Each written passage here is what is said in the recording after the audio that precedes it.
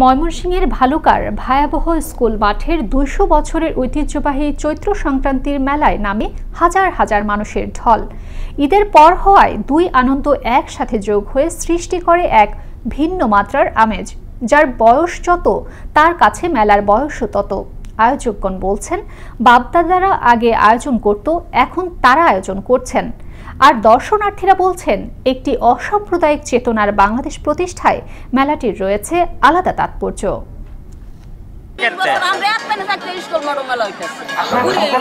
আমরা অনেক আনন্দ উদ্দীপিত, সবাই নিয়ে আসি।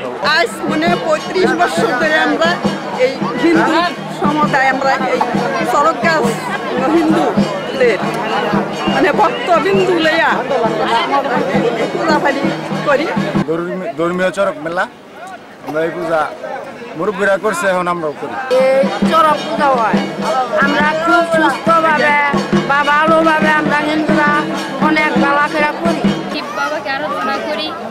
এখানে অনেক হিন্দু ধর্মের অনেক কালচার অনুষ্ঠিত হয়। সকলে আমরা প্রতি বছর এই চৈত্রী পূজাটি করিয়া থাকি।